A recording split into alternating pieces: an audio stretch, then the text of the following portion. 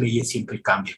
Muy bien, el día de hoy vamos a desarrollar un tema muy importante referido al tema de la tipicidad. No sé si se me escucha bien, por favor, confírmenme. Sí, doctor, todo perfecto. Muy bien. Entonces, el tema que nos convoca el día de hoy es el tema de tipicidad. El día de hoy vamos a ver en qué consiste la tipicidad.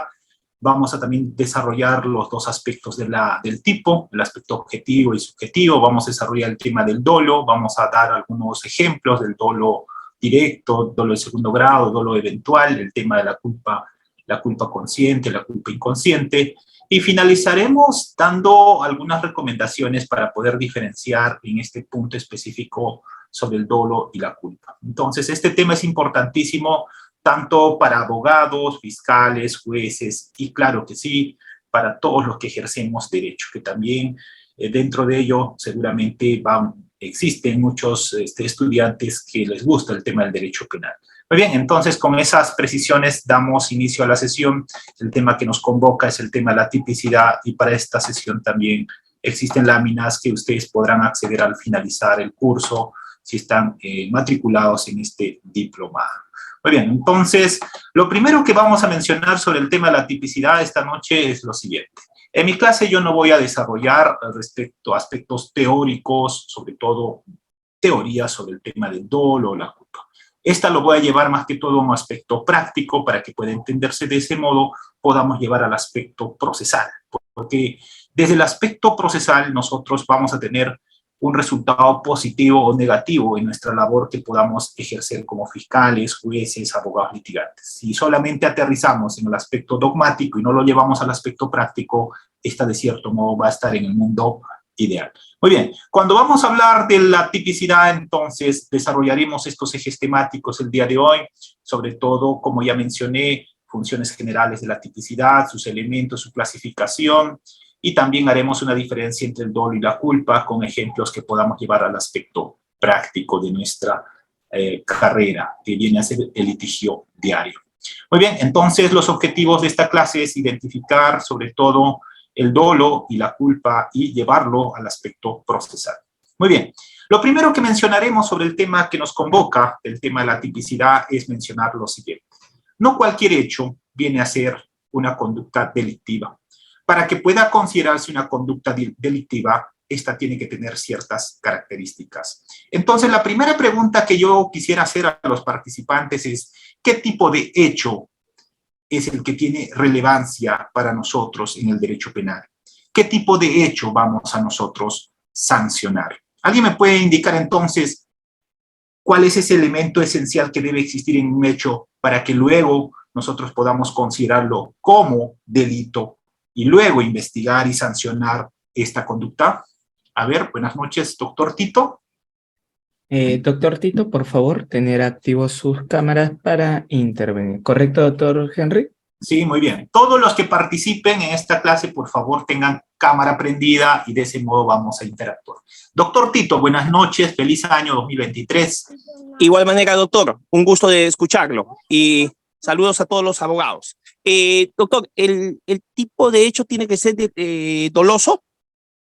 Ya, en doloso. Muy bien. ¿Alguien más? ¿Qué tipo de hecho necesitamos para que este encuadre dentro del tipo penal que hoy vamos a desarrollar? ¿Cualquier hecho? ¿O tiene una característica este hecho? A ver, vamos con el doctor Jorge. Buenas noches. No, el doctor Manuel, disculpe, doctor, sino que le vi abajo su manito antes de activar su audio. Doctor Manuel, ¿Ya? Disculpe. Adelante. Buenas noches, doctor. Un hecho que esté tipificado, doctor. Muy bien. Ese hecho tipificado, ¿cómo lo vamos a denominar o cómo lo conocemos? Un delito, un hecho delictivo. Ya, hecho delictivo, pero tiene otra denominación. ¿Alguien me puede decir? ¿Cualquier hecho es sancionable en nuestro ordenamiento jurídico? No. No, ¿cierto? Al ver, vamos con otra persona. ¿Qué tipo de hecho necesitamos para que ésta constituya delito y luego nosotros como fiscalía investiguemos, procesemos, presentemos ante el juez y el juez establezca si existe o no responsabilidad? ¿Qué tipo de hecho viene a ser? Doctor Edwin, que ha activado su cámara. Doctor Edwin León, buenas noches, gracias por activar su cámara. Adelante, por favor. Tiene que ser típico, antijurídico y culpable. Muy bien, estamos hablando entonces de delito en esa categoría, pero ¿alguien me puede decir entonces cualquier hecho es? Si nosotros tendríamos que clasificar el hecho, tendríamos que mencionar que cualquier hecho es delito. No, ¿cierto? Tiene una característica especial ese hecho. A ver, doctor Manuel, buenas noches. ¿Cuál es esa característica especial que debe tener ese hecho? No tiene activo su audio. El doctor Alfredo Alpaca, que había A ver. levantado su mano. Doctor, buenas noches. Feliz año nuevo. Feliz año para este año que sea maravilloso también. Doctor, tiene que ser objetivo el delito, ¿no? Muy bien, es objetivo. Pero ese hecho, entonces vamos a indicar, tiene que ser un hecho jurídico, un hecho de trascendencia jurídico, ¿correcto? No cualquier hecho. Porque cuando vamos a hablar el día de hoy de la tipicidad, vamos a hablar de una circunstancia específica que viene a ser encuadramiento del hecho al tipo penal. Creo que en otras clases el año pasado hemos dicho que el punto central del proceso penal es el hecho, ¿correcto? En el tema procesal, el hecho es la columna vertebral, pero no cualquier hecho, un hecho jurídico que el legislador ha establecido como debe ser, el legislador ha establecido que ese hecho necesita una protección, ¿correcto? Jurídico penal, ahí hablamos justamente de bienes jurídicos. Entonces, no cualquier hecho va a tener esta connotación de protección por parte del legislador. Muy bien. En esta amplia gama de hechos, entonces, no todos los comportamientos que nosotros podríamos indicar de manera muy general va a constituir delito. Muy bien, por eso cuando vamos a hablar del tema de tipicidad, vamos a hablar de un principio trascendental que viene a ser el principio de legalidad. Muy bien, entonces, precisado este primer punto, para poder hablar de tipicidad, ya hubo una clase anterior donde se habló de acción. Desde mi punto de vista, esta viene a ser la segunda categoría del delito y la más importante también en el ámbito del derecho penal. ¿Por qué sería tan importante esta categoría? A ver, ¿alguien me puede indicar por qué este segundo nivel? Si nosotros queremos hacer un ejemplo, ya creo que en una clase mencionamos, tenemos que imaginarnos las categorías del delito como si fuera una escalera, ¿cierto? Que usted vive en el 5º piso y tiene que subir piso por piso. ¿Por qué sería importante esta segunda categoría del delito? A ver, doctor Jorge. Doctor Jorge, gracias por activar su cámara. Está activo su audio. Adelante, por favor. Buenas noches. Porque la tipicidad le va a dar la relevancia penal a ese hecho jurídico. Efectivamente. La tipicidad justamente nos va a decir si esa conducta que ha realizado una determinada persona tiene contenido jurídico penal o no. Muy bien. Entonces, de manera general estamos indicando que para hablar del tema de tipicidad vamos a tener, a modo de ejemplo, dos supuestos. Un supuesto del hecho fáctico, que tiene trascendencia jurídico-penal, y un supuesto del hecho legal. Cuando hablamos de tipicidad, entonces hablamos de la adecuación del hecho al tipo penal. Les pregunto entonces a los participantes, ¿quién es el que establece esta adecuación del hecho al tipo penal? ¿Nosotros? ¿Quién es en nuestro ordenamiento jurídico peruano, quién es el que realiza la adecuación del hecho al tipo penal? De manera general, ¿no? De la manera específica seguramente me van a indicar A, B, C. De manera general, ¿quién es el que establece, en otras palabras, los tipos penales? A ver, vamos, buenas noches. ¿Tenemos cámaras prendidas, Reader? A ver. Sí, pero justo el participante, el doctor Manuel, no activó su cámara. Ya, a ver, vamos. ¿Alguien nos puede indicar quién es el encargado en nuestro país de realizar los tipos penales, de crear los tipos penales? Doctor Jorge, está activo su audio. Adelante. Doctor, el legislador. El legislador, correcto. Entonces, cuando hablamos de legislador, estamos haciendo mención a los congresistas, ¿correcto? A los congresistas. El legislador es el que establece qué conducta debe tener una protección desde el ámbito del derecho penal, ¿correcto? Entonces, no olvidar que tenemos también legisladores positivos y negativos. ¿Alguien me puede decir un legislador negativo? Legislador positivo, el Congreso, ya los congresistas. ¿Un legislador negativo? ¿Existe o no legislador negativo? ¿Alguien? Un legislador negativo que dice, no, esa conducta, señores, es permisible. A ver. ¿También el Congreso es el legislador negativo? No. El legislador negativo, desde mi opinión personal, y búsquenlo, también yo respeto su opinión de ustedes, viene a ser, ¿quiénes? Los jueces. Un claro ejemplo de un delito que el legislador positivo dice delito, viene a ser el acto, por ejemplo, de tener relaciones sexuales entre una persona menor de 18 y mayor de 14. Pero ¿qué ha mencionado el legislador negativo en nuestro país? Que esa conducta, si existe consentimiento, no es delito. ¿Correcto? Legislador negativo. ¿Quién viene a ser, en el caso peruano, el máximo intérprete de la ley, en este caso, sobre todo del derecho, en nuestro ordenamiento jurídico peruano, sería la Corte Suprema, que establece ciertos precedentes vinculantes de aplicación obligatoria para los jueces de menor jerarquía, ¿no? Muy bien, entonces, pero de aspecto muy general estamos indicando entonces. El tema de la tipicidad engloba entonces un supuesto de hecho fáctico y un supuesto de hecho legal. Muy bien, ¿para qué nos va a servir el tema de la tipicidad? Nos va a servir muchísimo, sobre todo, para establecer si esta conducta encaja o no en un tipo penal. Siguiente pregunta para ustedes. ¿Existe base legal de la tipicidad en el ordenamiento jurídico peruano a nivel de rango constitucional? A ver, ¿alguien que quiera participar? ¿Existe base legal sobre la tipicidad en nuestro ordenamiento jurídico peruano a nivel de rango constitucional? ¿O estamos hablando de un limbo, de una imaginación que no tiene una solvencia, que no tiene una base legal constitucional? Doctor Jorge, está activo su audio, ya que usted ha levantado su manito y activó su cámara. Adelante. Doctor, la Constitución menciona expresamente que todo investigado o procesado puede ser solamente condenado por leyes vigentes al momento de cometido el delito por el que se le imputa. Entonces hay una base legal de la tipicidad. Muy bien, porque hablamos, como hemos mencionado, aquí siempre va a estar unido un principio que se llama de legalidad. Muy bien, entonces sí existe una base legal constitucional. Y esa base legal constitucional lo vamos a encontrar en el artículo 2, inciso 24, apartado D. ¿Alguien tiene una constitución? A ver, por favor, para que dé lectura. ¿Alguien? Reader, tú tienes, creo que el compendio, ¿no, Reader?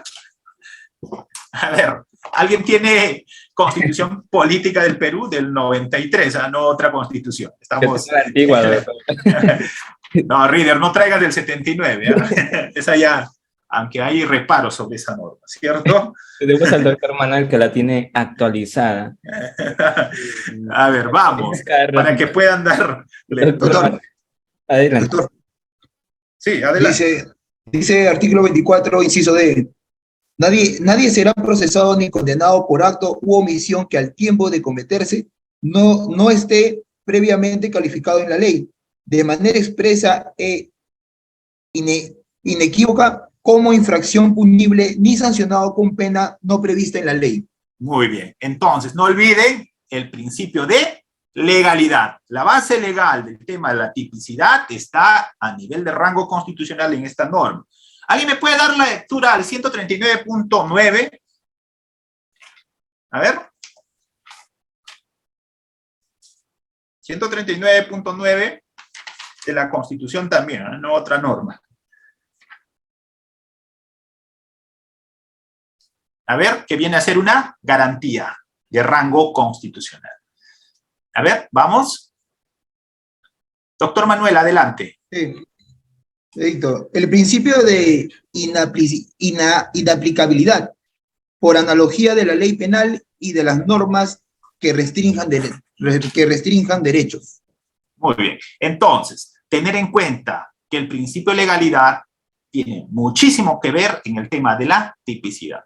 Esta viene a ser una garantía. Aquí, concretamente, en el 139.9, lo que nos indica la norma es que si no existe una norma previa que encaje en esta adecuación del hecho en el tipo penal, ningún funcionario, como un fiscal o juez, puede crear o puede decir, esto es algo similar para sancionar. No. Por eso, la norma que ampara el tema de la tipicidad bajo este principio de legalidad es el artículo 2, inciso 24, literal D, y el 139.2. Entonces, ya sabemos que existe una base legal de rango constitucional. Entonces, segundo, cuando hablamos de tipicidad, entonces, necesariamente vamos a tener que hablar del tipo. El tipo, como hemos mencionado, es esta conducta prohibida que lleva a cabo el legislador en el supuesto de hecho de una norma penal. Es el legislador el que dice qué conducta vamos a prohibir a través de esta sanción que vamos a establecer. Claro que en nuestro país, desde mi opinión personal, no tenemos técnicos legisladores, ¿correcto? Un claro ejemplo de que en nuestro país los legisladores establecen tipos penales de acuerdo a la coyuntura social en la que vivimos o de acuerdo al populismo popular que podría existir, viene a ser esta norma, por ejemplo, que para muchos seguramente es buena, pero para mí técnicamente no es la adecuada, del famoso delito de feminicidio. ¿Correcto? No voy a entrar más detalles de esa norma, analícenlo, seguramente en alguna clase se va a desarrollar, pero, por ejemplo, ello es un claro ejemplo de que el legislador no es técnico, sino es populista. Lo que necesitamos, de cierto modo, desde mi opinión personal, es que en el Congreso existan técnicos que legislen de acuerdo a nuestra realidad y que, sobre todo, analicen los elementos objetivos y subjetivos del tipo penal, elementos descriptivos, elementos normativos del tipo penal, y de ese modo pueda servir para el control social. Muy bien, entonces el tipo es esta conducta prohibida que lleva a cabo el legislador, ¿correcto? Muy bien. Ahora bien, cuando hablamos de tipicidad, en cambio, no hablamos de esta acción de crear la norma, sino hablamos de la adecuación del acto humano, en este caso, es decir, del encuadramiento de ese hecho en la conducta prevista en el tipo penal. Muy bien, se trata de un elemento esencial del delito y consiste en la descripción hecha por el legislador. Muy bien, entonces, aquí sobre el tema de la tipicidad existen muchísimas definiciones. Ya ustedes elijan qué definición quieren ustedes acoger. Pero existe una definición clásica que es fácil de recordar, que viene a ser del profesor Muñoz Conde, ¿no? La tipicidad es la adecuación de un hecho cometido a la descripción de ese hecho que se hace en la ley penal. Muy bien. Entonces, vuelvo a mencionar, en la doctrina van a encontrar muchísimas definiciones sobre el tema de la tipicidad. Ya ustedes podrán elegir el mejor que les convenga. Muy bien. Entonces, la tipicidad es la categoría del delito. En lo que hemos mencionado, la escalera, porque yo trato de recordar de ese modo y es fácil, y si ustedes quieren también pueden hacerlo. La tipicidad viene a ser ese segundo eslabón. Es el segundo piso, digamos. El primer piso, acción; segundo piso, tipicidad. El segundo elemento esencial de la infracción penal. Y esta viene a ser, desde mi opinión personal, la más importante. Porque cuando no encaje esta conducta en lo prohibido por el legislador, no habrá una conducta sancionable. Muy bien. Entonces, ¿para qué sirve el tema de la tipicidad? La tipicidad, de cierto modo, constituye una categoría del delito en un primer momento. Segundo, constituye una garantía de seguridad jurídica. Como hemos mencionado, por ejemplo, en el si no me equivoco, 139.9, no se puede crear tipos penales por analogía. Esta de la tipicidad debe ser previa a la acción que ejecuta el agente. Es decir, no podemos sancionar conductas que no están previamente establecidas en la ley como delito o falta. Y aquí vendría la siguiente pregunta a efectuar. En el caso nuestro, en el Código Penal peruano, vamos a encontrar una norma específica que hace mención al tema de delitos y faltas. Y para eso, por favor, voy a pedir que alguien me apoye con la lectura sobre todo del artículo 12 del Código Penal.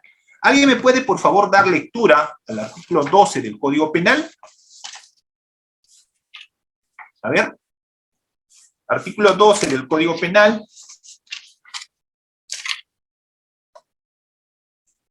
A ver, Jorge, buenas noches. Por favor, adelante. Artículo 12. Delito doloso y delito culposo. Las penas establecidas por la ley se aplican siempre al agente de infracción dolosa. El agente de infracción culposa es punible en los casos expresamente establecidos por la ley. Muy bien. Entonces, en nuestra legislación peruana, cuando nosotros veamos una determinada conducta, casi todos los tipos penales van a ser dolosas, ¿correcto? La culposa tiene que estar, como dice la norma, expresamente establecida en qué circunstancias se debe aplicar la conducta culposa. Ahora bien, esto llevando al aspecto procesal. Muy bien. ¿A quién corresponde entonces la labor de la tipicidad en el nuevo modelo procesal penal? A ver, alguien que quiera participar. ¿Qué sujeto procesal, en otras palabras, es el encargado de realizar la tipicidad en el nuevo modelo procesal penal? A ver. ¿Alguien? ¿Tito?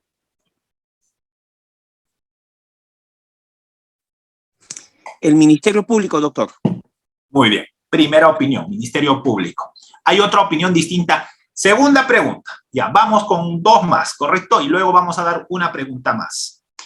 Adelante, doctor Miguel. Buenas noches. Sí, doctor, de igual forma, el Ministerio Público, a través de su juicio de subsunción, Ya, son los muy encargados bien. de la tipicidad.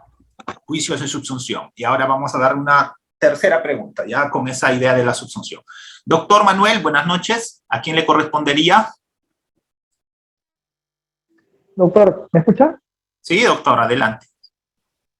En primera instancia, a partir de las diligencias preliminares, la calificación del tipo penal es una facultad exclusiva del Ministerio Público. Avanzando en otra etapa intermedia, ya le corresponde al juez de investigación preparatoria hacer un correcto la evaluación del tipo penal. Si estamos en un tipo penal o una acción atípica. Muy bien, correcto. Y aquí queremos precisar con la idea que ha dado el doctor Ceballos. El que no puede equivocarse en la subsunción de un hecho en el tipo penal, ¿quién es? ¿Quién es el que no puede equivocarse? Es el juez. ¿Correcto? Yo como fiscal puedo equivocarme. Y si yo me equivoco, ¿el juez qué hace? Uno, puede declarar, por ejemplo, etapa intermedia, este tipo penal no es la correcta, entonces puede sobreseer. U otro, si ya estamos en una acusación, yo formulé acusación por robo agravado, al final el juez me sale con hurto agravado, ¿correcto? Un claro ejemplo. Entonces, el sujeto procesal que no puede equivocarse es el juez. Claro está, como han mencionado sus compañeros, en un primer momento, en etapa de investigación, el que tiene que subsumir el hecho en el tipo penal y de ese modo dar inicio al aparato de la persecución penal viene a ser el fiscal, ¿correcto? Pero en el segundo momento, ya en procesamiento, el que no puede equivocarse en la subsunción del hecho al tipo penal es el juez. Claro está que en este caso en concreto, por ejemplo, si nos encontramos en la etapa intermedia y nos encontramos en formulación de acusación, existe una norma específica que obliga al fiscal este hecho de la subsunción del hecho al tipo penal. En este caso en concreto, por ejemplo, la norma es el literal F, inciso 1, el inciso 1, literal F del artículo 349 que menciona: la acusación fiscal será debidamente motivada y contendrá el artículo de la ley penal que tipifica el hecho, así como la cuantía de la pena que se solicita. Otra pregunta, llevando el tema de la tipicidad al aspecto procesal, sería el siguiente. Yo les pregunto lo siguiente: ¿en qué parte del requerimiento acusatorio debe encajar, debe estar claramente establecida el tema de la subsunción del hecho al tipo penal? ¿En qué parte de la acusación, en este caso en concreto, si nosotros la acusación lo vamos a dividir para recordarles nomás que el corazón viene a ser el hecho fáctico, ¿en qué parte de la acusación tiene que existir esta subsunción concreta del hecho al tipo penal? A ver, ¿alguien? ¿Tito? En los hechos concomitantes, doctor. Perfecto, Tito. Porque el hecho de narrar en la acusación, porque recuerden que la acusación es el fáctico, ¿cierto? Y esto lo vamos a dividir en tres partes: circunstancias precedentes, circunstancias concomitantes y circunstancia posterior. Si yo como fiscal, en la circunstancia concomitante, no encajo el hecho en un tipo penal, o sea, yo no voy a hablar de un elemento del tipo, sino voy a hacer que encaje esa conducta en un tipo penal. Si no hago que encaje esa conducta, ¿va a ser? ¿Alguien me puede decir? ¿Va a ser penalmente relevante o no? No, pues correcto. Entonces, en la acusación fiscal, circunstancia concomitante, el fáctico debe encajar, o en otras palabras, debe acoger estos elementos del tipo penal que yo estoy proponiendo en el requerimiento acusatorio. Muy bien, gracias Tito. Esa precisión, por ejemplo, es importante. ¿Por qué? Porque cuando nosotros vamos a litigar, ya les he dimensionado en varias clases, que el primer punto de análisis que debe efectuar un litigante viene a ser el hecho fáctico, ¿correcto? Y luego usted analiza los demás. Si este hecho fáctico no encaja en el tipo penal, ¿qué va a solicitar usted? ¿Qué va a solicitar usted como abogado? ¿Alguien? ¿Qué va a solicitar usted como abogado si este hecho fáctico que el fiscal está proponiendo no encaja en el tipo penal? A ver, vamos, Carlos, buenas noches. Sobrecimiento, doctor. Sobrecimiento. Yo les pongo un ejemplo. Imagínense un delito de peculado, ¿correcto? Donde se le imputa, pongamos como ejemplo esto, que una persona labora en una universidad X, ¿correcto? Como profesor universitario. Y a la vez labora en una municipalidad, ¿correcto? Este señor que labora en la universidad y labora en una universidad, en la hora de trabajo de la municipalidad que labora como gerente de obras, pongamos, también labora en la universidad. 2 horas, pongamos, en horas de la mañana, de 7 a 9. Y luego se va a su trabajo de la municipalidad que dice también de 8 a 5 de la tarde. Y en la imputación que le realiza el fiscal, como autor, pone al jefe de recursos humanos y dice lo siguiente. El jefe de recursos humanos de la municipalidad A permitió que el señor A se apropie caudales del Estado. Si ese es el fáctico, yo les pregunto, como abogado, ¿ustedes consideran que ese fáctico va a pasar este filtro de la tipicidad? A ver, ¿pasa o no pasa el filtro de la tipicidad? Si la fiscalía está diciendo, el gerente de recursos humanos permitió que el trabajador gerente de obras se apropie de los caudales de la municipalidad al no haber laborado las 8 horas. Si no laboró solamente 6 horas, porque las 2 horas iba a la universidad y dictaba clases en la universidad. Pregunta para ustedes. ¿Ese fáctico pasa o no este filtro de la tipicidad? A ver, recordemos, ¿en tipicidad se sanciona permitir en peculado doloso? ¿Alguien me puede, por favor, responder? ¿Qué es lo que se sanciona en el delito de peculado? En el delito de peculado se sanciona la apropiación. Que esta persona tenga relación funcional en administración, custodia o percepción. Si el fiscal está diciendo permitió que otro señor se apropie, eso no sería peculado doloso, sería peculado culposo, ¿correcto? O peculado de uso, lo que sea, pero no sería peculado doloso. Por eso la importancia de conocer sobre todo el tema de la tipicidad. Y más allá lo estoy llevando al aspecto práctico. Concretamente, ¿dónde? Al requerimiento acusatorio. Y en el requerimiento acusatorio, ¿qué es lo que tienes que revisar?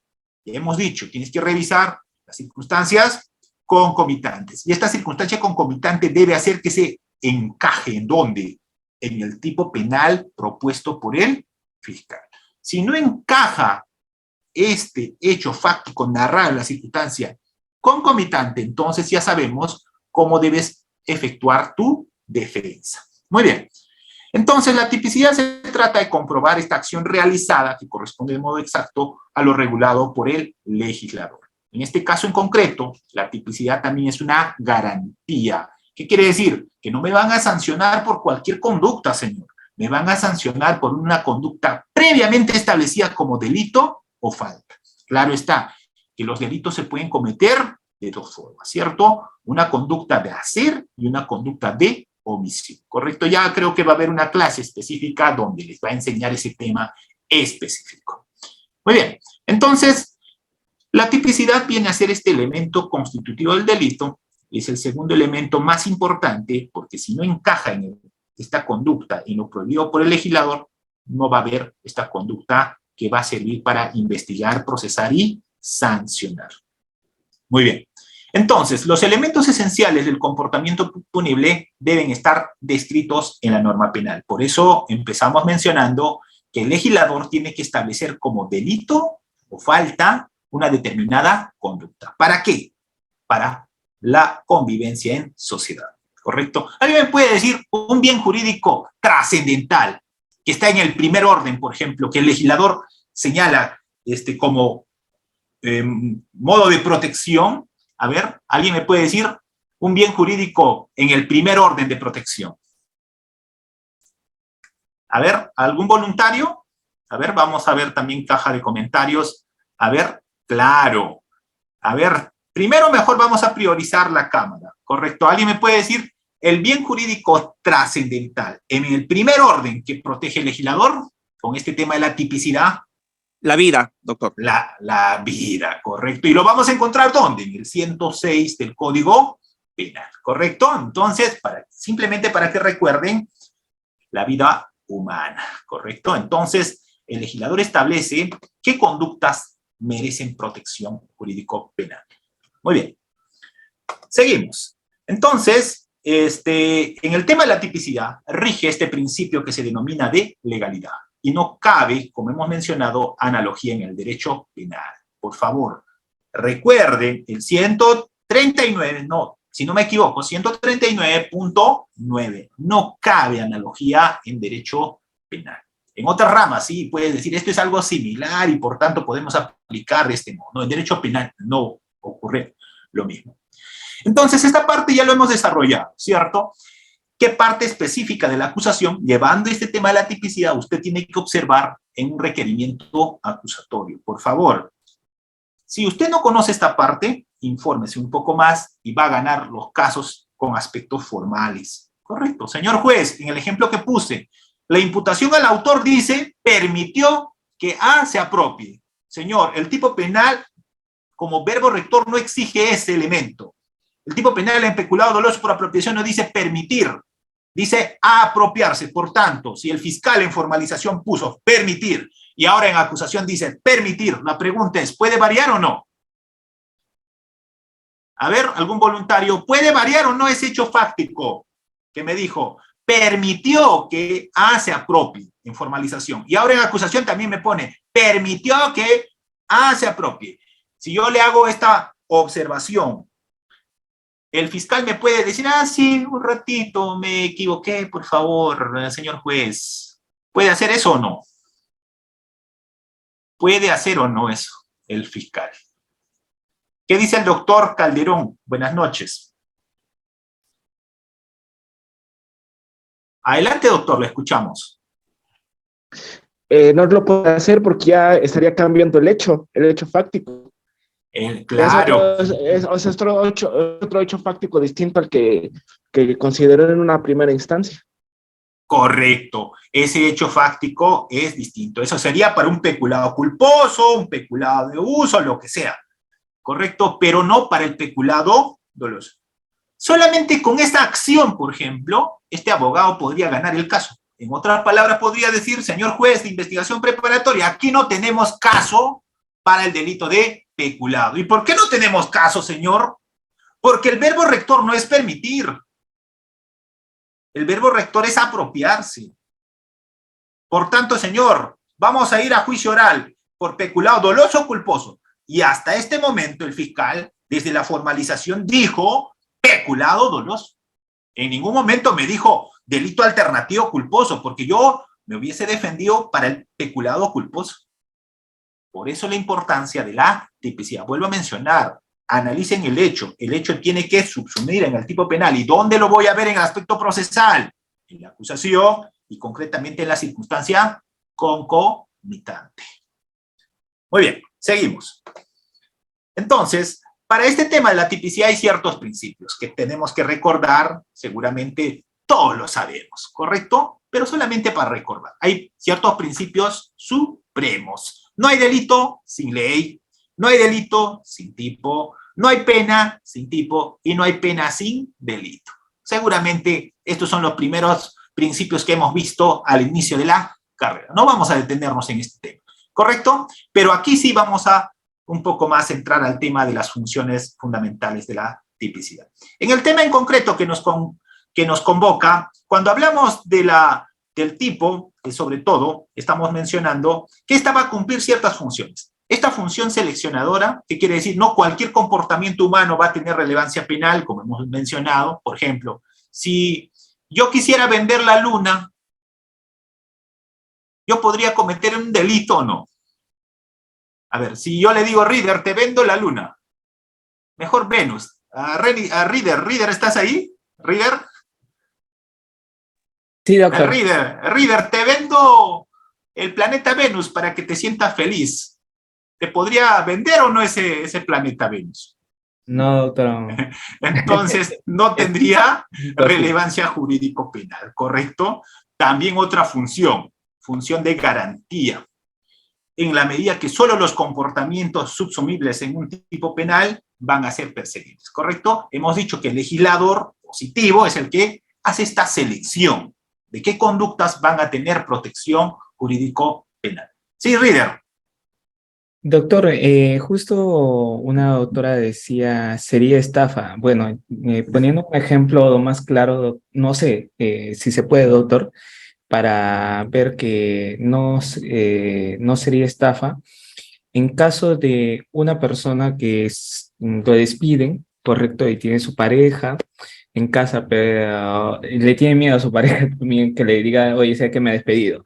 Pero ¿qué pasa? No me está pasando a mí, eso sí, ya. Pero ¿qué pasa? Que el muchacho dice, entonces, ¿y ahora qué hago? Tengo que darle justo a mi esposa, cada mes le tengo que dar el dinero. ¿Ahora qué voy a hacer? Y justo pasa por uno de esos chamanes, esos que leen las cartas, ¿no? Y dice, voy a ir, quizá ahí me sorprende y me dice que algo va a venir más adelante. Entonces, me dice este chamán, mira, yo te voy a dar, voy a hacer que tú tengas más dinero, tengas riqueza, tengas un trabajo en la mejor de las empresas, en Udiápolis. Ah, no, ya. ¿Qué pasa? Que le dice, entonces, ¿tienes joyas? Le dice, yo no, pero sí tengo de mi esposa propia. Entonces, por favor, tráemelas. Todas las que tengas, tráemelas. Ya, entonces lo voy a traer. Él le hace caso, al día siguiente le lleva las joyas y el curandero le dice, ya, vamos a enterrarlas aquí debajo del árbol, ya. Vas a ver que aquí en 4 sesiones ya vas a tener dinero y vas a encontrar un buen trabajo. Ahora, ¿qué pasa? En la primera ya dice, ya, a ver, lo entierran, una bolsita para que no se vaya a oxidar. Pero ¿qué pasa? Que en la primera sesión dice, ya. A la siguiente dice, oye, pero ya vengo para la segunda sesión. Pero le dice, ya, ahora voy a comenzarte con la ruda, lo escupe, todo. Ya, comienza y dice, oye, pero hasta ahora no veo nada, no veo ni dinero, al contrario, mi esposa está buscando las joyas. No, es que tienes que terminar la 4ª sesión. Llegan a la 4ª sesión, nada. Y él ya se molesta, dice, no, yo quiero mi plata, y se va con la policía. Oye, ¿sabes qué? Dame mi plata, tú me has estafado, dices que al principio que me ibas a dar después de la 4ª sesión, ya iba a tener riqueza y hasta ahora nada. Y vamos donde hemos enterrado. Y se va con los policías y van a desenterrar y solamente puras latas. Entonces, doctor, ahí se incurriría en estafa porque jurídicamente es imposible. Bueno, también es imposible lo que es que vas a tener riquezas en ese momento. Doctor, ¿ahí incurriríamos en estafa o no. ¿Qué otro delito? Gracias, doctor. No habría estafa. Primero, ¿qué me garantiza que un chamán me va a dar buenos resultados? A ver, para la estafa tiene que haber, pues, una inducción en error, sobre todo, ¿no? Sobre todo sobre el producto o el bien que se le va a entregar. Aquí este bien que se le iba a entregar no era algo real, era un resultado probable, digamos, ¿no? Un resultado probable si va a tener trabajo o va a tener un ingreso extra. Entonces, desde mi punto de vista, no se da estos elementos de la estafa, en este caso en concreto. No, pues, una persona con, pongamos, de rango medio, de conocimiento medio, no que tenga conocimientos especializados, sino, por ejemplo, que tenga secundaria completa, sabe que no va a dar resultados este acto que estás comentando, ¿no? Entonces, no habría estafa en ese caso. Muy bien, entonces estamos hablando del tipo. Gracias, Reader. Entonces, estamos hablando del tipo, estamos hablando también de garantía, en este caso en concreto, que el Estado solamente cierto tipo de conductas va a establecer como punibles, y lo que no está establecido como sancionable penalmente no está, está permitido realizar, ¿no? Muy bien. Otra función que va a cumplir es una función motivadora, y esta es importantísima a tener en cuenta. Sobre todo está en la función de prevención general y especial. En la función de prevención especial está enfocado directamente a la gente que ha cometido un delito. Ejemplo, si una persona, por ejemplo, es sentenciada por comercialización de droga y le damos 8 años de pena privativa de libertad efectiva, esta función de prevención especial va dirigida directamente a esta persona, ¿correcto? Para que no vuelva a cometer nuevos delitos. En cambio, la prevención general está enfocado a la sociedad, para que, de cierto modo, la sociedad no realice ese tipo de acción. Si nosotros, por ejemplo, le decimos, por vender droga te vas a ir 10 años de cárcel efectiva, entonces esta va con un mensaje general a la sociedad. Entonces, esta función motivadora del tipo también es importantísima, ¿no? Por ejemplo, si los jueces, por ejemplo, pusieran las penas efectivas, desde mi punto de vista, tal vez podría dar resultado la función de prevención general. ¿Alguien me puede decir cuál es el plazo mínimo que un juez penal puede establecer de pena efectiva? A ver. Todo el mundo dice, no, es suspendida, suspendida. A ver, ¿alguien me puede decir, por favor, desde cuántos días el juez puede establecer pena efectiva? Desde 2 días, ¿correcto? Si no se confíen en que la pena tiene 4 años, así que esté suspendida. No, el juez puede considerar que este hecho tiene que dar un mensaje a la sociedad. Y este mensaje tiene que ser a través de una pena efectiva. ¿Correcto? Entonces, desde 2 días puede existir pena efectiva. ¿Qué pasaría si por un juez, como dicen muchos, riguroso, dice, necesitamos dar mensaje de prevención general a la sociedad para que no cometa este tipo de delitos, porque está incrementándose, ¿correcto? Entonces puede haber, no estoy diciendo debe, estoy diciendo puede haber sanciones de prevención general, ¿correcto? Un ejemplo. Cuando estamos, por ejemplo, en un tema de violencia familiar, ¿correcto? La norma dice pena efectiva, ¿cierto? O alguien me puede decir, no, doctor, dice pena suspendida. 3 años de pena efectiva, que lo puede convertir, si el juez lo considera, a otro tipo de pena. ¿A qué tipo de pena puede convertirlo? ¿Alguien me dice? A ver, doctor Víctor, buenas noches. No le escuchamos, doctor. Su audio está apagado. Buenas noches. ¿Trabajos comunitarios? Ajá, muy bien, claro. Pero la norma establece pena efectiva. Correcto. Entonces, ¿qué pasaría si un juez dice, no, señor, no, yo no lo voy a convertir, este señor se va a ir adentro? ¿Podríamos hacer algo? Por supuesto. No, pues.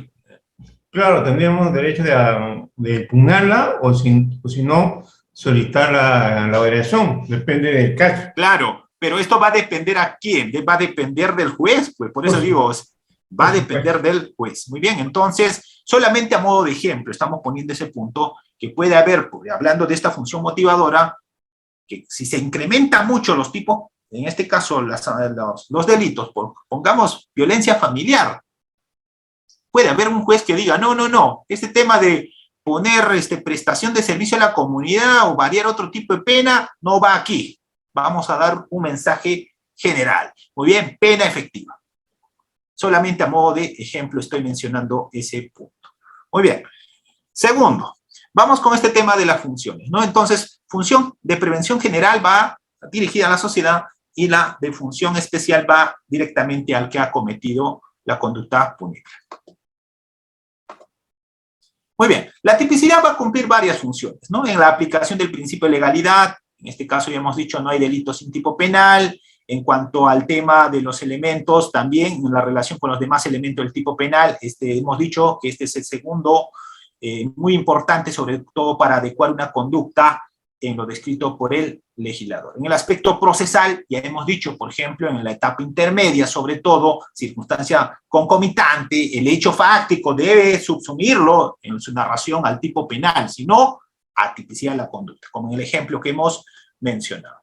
También en el tema de la tipicidad hay ciertos elementos que lo integran, en este caso determina y delimita la conducta, hemos dicho. También aquí va a establecer el tema del sujeto activo. En sí, la tipicidad está concatenado con varios elementos. aspectos, ¿correcto? Que no lo vamos a desarrollar mucho este día porque tendríamos que tener más tiempo.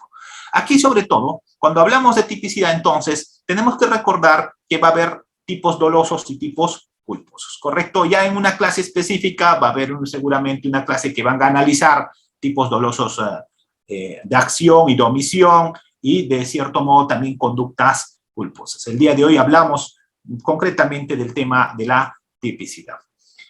Cuando nosotros vamos a hablar sobre todo de la tipicidad, también vamos a hablar de una clasificación de los tipos penales. Y esto, de la clasificación de los tipos penales, vamos a encontrar en variedad. ¿Qué quiere decir esto? De acuerdo a la doctrina, vamos a ver cierto tipo de clasificaciones. Es inmenso. Pero para esta clase hemos traído algunos importantes, teniendo en cuenta la referencia sobre todo del doctor Peña Cabrera, que clasifica los tipos de acuerdo a su estructura y otro modo del siguiente modo o forma. Hay, de acuerdo a su estructura, tipos básicos, como por ejemplo, donde se establece una descripción de una conducta de manera general y abierta. Un ejemplo de esta, por ejemplo, tipos básicos, pues vendría a ser, por ejemplo, el artículo 106 del Código Penal, el que mata a otro, ¿no? De ahí vamos a ver otra subclasificación, por ejemplo, del homicidio. También vamos a ver tipos derivados, en este caso en concreto, por ejemplo, robo agravado, entre otros. En esta clasificación de los tipos penales también podemos encontrar, de acuerdo a la modalidad de la realización, tipos de mera actividad, por ejemplo, el tema de tenencia ilegal de armas. Por ejemplo, en este caso en concreto, tendríamos que ver, si no me equivoco, 279G, para analizar este punto específico de la tenencia ilegal de armas, ¿no?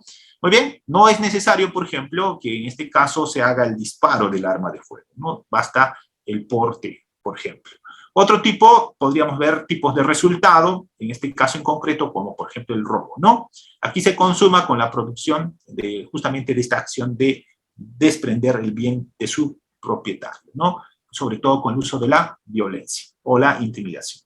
Muy bien, otro tipo de clasificación encontramos de acuerdo con la afectación del bien jurídico. Vamos a ver tipos de lesión, por ejemplo, en un tema de daños, en el artículo 205, y tipos de peligro también, ¿no? ¿Alguien me puede decir, por ejemplo, un tipo penal de peligro que conozca? Un clásico. Un clásico. ¿Qué pasaría si hoy yo salgo con mi vehículo y estoy con signos de haber ingerido? Imagínense que esta es la Reader. ¿Qué tipo de licor lo ponemos aquí? Uy, no sé, de bebida, doctor. Toma de agua. No tomas. Muy bien, pongamos una bebida, no sé, un alcohol. Todos los alcoholes son lo mismo, ¿cierto? Pongamos pisco, pues. Pongo pisco y conduzco mi vehículo. ¿Qué tipo de peligro sería? Muy bien. Entonces, peligro abstracto, ¿cierto? No es necesario que yo, por ejemplo, ocasione un resultado. Luego, en este tipo de clasificación también tenemos tipo de peligro abstracto y el concreto, ¿no? También vamos a encontrar, de acuerdo al bien jurídico protegido, tipos simples, el delito de hurto, por ejemplo, se protege el patrimonio. En tipos compuestos, como en el robo, no solamente se protege el patrimonio, sino también la integridad física y otro, ¿no? La libertad, entre otros.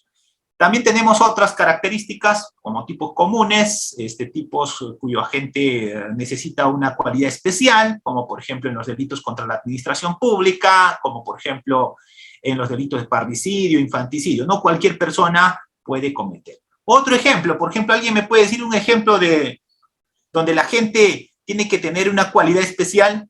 A ver, ese tipo penal que acabo de mencionar hace un minuto o hace unos minutos, relacionado al tema del homicidio, ¿cuál era? Un tipo donde la gente solo puede ser el varón. Solo puede ser el varón. El feminicidio, ¿cierto? ¿Qué pasaría si una travesti asesina a otro travesti? ¿Sería feminicidio? No, ¿cierto? Sería homicidio, ¿correcto? Homicidio. Entonces, en este tipo que exige una cualidad, solamente la gente, el sujeto activo, tiene que tener cierta característica especial, exigencia determinado por el tipo penal. También vamos a encontrar tipos de delitos especiales propios, el delito de tortura, por ejemplo, o los delitos contra la administración pública. Por ejemplo, en el peculado solo puede ser el autor, el funcionario o servidor público. Muy bien. Entonces, esta clasificación del tipo, ya ustedes saben, conocen, y también esta se diferencia de acuerdo a la doctrina que ustedes van a poder revisar. Muy bien. Pero lo más importante en el tema de la tipicidad, tenemos esta, que viene a ser las categorías que se subdividen en dos, ¿correcto? Sobre el tema de la tipicidad. Cuando hablamos de la tipicidad, vamos a hacer mención a esta tipicidad objetiva y subjetiva. Por eso, en el análisis de cualquier conducta delictual, desde mi opinión personal, lo que tenemos que analizar es los elementos descriptivos y los elementos normativos del tipo, ¿correcto? En la tipicidad objetiva, entonces, en esta etapa se analiza si la acción objetivamente considerada se corresponde con la exactitud con aquello de modo abstracto se regula en la norma. Por ejemplo, en el ejemplo que mencioné, si el fiscal está diciendo, el gerente de recursos humanos permitió que A se apropie de caudales de la municipalidad X, estamos analizando en la tipicidad objetiva que esta no está correctamente efectuada porque el tipo penal no exige como verbo rector permitir, sino apropiarse. En cuanto a la tipicidad subjetiva, en esta etapa se analiza sobre todo el dolo, ¿correcto? El dolo o la culpa. Muy bien. Cuando nosotros vamos a hacer mención sobre todos los aspectos objetivos del tipo, entonces, este es desde mi punto de vista el primer filtro que tenemos que hacer sobre una conducta.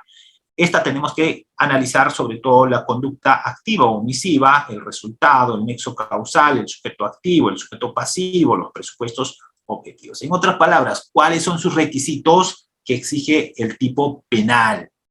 ¿Cuáles son sus elementos? ¿Cuáles son sus requisitos? A ver, si yo quisiera preguntarle a ustedes, en el delito de peculado doloso, a modo de ejemplo, alguien que quiera participar, ¿cuáles serían estos requisitos o elementos esenciales que debe tener este tipo penal encuadrado al hecho? A ver, ¿alguien que quiera participar? ¿Cuáles serían? La conducta, pongamos como ejemplo, en el peculado doloso. La conducta, ¿quiénes pueden realizar la conducta del peculado? Peculado doloso. Doctor Víctor, buenas noches. Los funcionarios públicos. Funcionario. ¿Solamente funcionario, doctor? Servidores públicos. Funcionarios y servidores públicos. Correcto. ¿Para otro requisito para el peculado? ¿Cuál es? Ese es el primero, relación funcional, ¿correcto? En este caso, funcionario público. Ya, segundo elemento. Apropiación, apropiarse. Relación funcional, es decir, no basta ser funcionario servidor público, yo tengo que tener facultades ¿de qué? De administración, custodia o percepción, correcto. Okay. Tercero, la apropiación, ¿correcto? La apropiación. Y la apropiación puede ser de dos formas, ¿cierto? ¿Alguien me puede decir? La apropiación puede ser para mí o la apropiación puede ser para otro. En el delito de peculado hay el peculado clásico, que significa llevarse el bien o caudal, en este caso la plata, pongamos, que se lleva directamente el autor, o también puede haber peculado por disponibilidad jurídica. Señor, yo no me llevé un sol, sí, pero tú autorizaste con una resolución, con un documento, porque tienes ese poder de decisión, y los otros ejecutaron. Muy bien, ahí existe la disponibilidad jurídica. ¿Basta eso para el tema del peculado? Entonces, viendo el sujeto activo, funcionario servidor público, sujeto pasivo, ¿quién sería en el ejemplo que estamos mencionando? Sujeto pasivo en el delito peculado doloso, ¿quién sería? El Estado, ¿correcto? El Estado, que va a estar representado hoy en día por la Procuraduría Especializada en Delitos de Corrupción. Muy bien, ¿basta eso? No, tiene que salir ¿de dónde? Del dominio público hacia el dominio privado, ese bien o caudal. Ejemplo, si esta persona, por ejemplo, es un alcalde y está sacando el cheque de $1.000.000 del radio de la municipalidad y en la puerta el agente de seguridad le dice, señor alcalde, a ver, muéstrame su maletín, y le encuentra, pregunta, ¿ha cometido peculado? ¿Ha cometido el alcalde el peculado si le encuentran en la puerta, antes de que cruce la reja, $1.000.000, pongamos un cheque de $1.000.000? Pregunta, ¿ha cometido el delito de peculado? No, pues, pero sí sería sancionable bajo tentativa, ¿correcto? Pero si pasa a la reja, si pasa ese área de la municipalidad y luego es intervenido y se le encuentra el cheque de $1 millón, sí, ¿cierto? El delito está consumado, ¿correcto? El delito está consumado. Por eso estoy mencionando, el delito de peculado doloso tiene que salir del ámbito del dominio público hacia el dominio privado, este bien o caudal. Y si lo deriva a otra área del Estado, tiene que salir, pues, tiene que salir. Ya, si lo deriva a otra área y si esta área es utilizada para otro fin, será malversación de fondos, otra cosa. Muy bien, habrá que analizar. Yo estoy poniendo a modo de ejemplo el cheque, lo más clásico, para que ustedes puedan más o menos tener idea de este tema. Entonces, los elementos objetivos del tipo penal, ya con este tema del ejemplo, estamos dejando claro. ¿Qué es lo que tienes que tener en cuenta? Lo que tienes que tener en cuenta es que de cualquier delito es disgregar esto. En otras palabras, ¿cuáles son los requisitos que exige este tipo penal para ser sancionable penalmente? Si no encaja, un tema de atipicidad.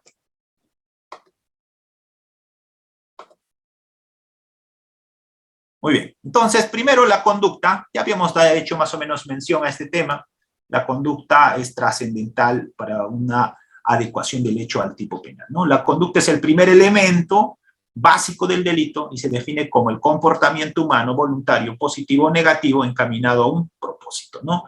Es voluntario dicho comportamiento porque es decisión libre del sujeto, ¿no? En este caso nadie le va a obligar a realizar una determinada acción.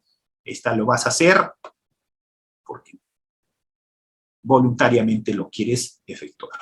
Pero también mencionar que hay conductas omisivas sancionables, ¿correcto? La conducta puede ser entonces de acción o de omisión, y esta última se subdivide pues en omisión propia e impropia, que será otro tema seguramente de otra clase con ejemplos específicos sobre este tema. Entonces, la conducta tiene tres elementos, ¿no? Un acto positivo o negativo, una relación de causalidad y un resultado.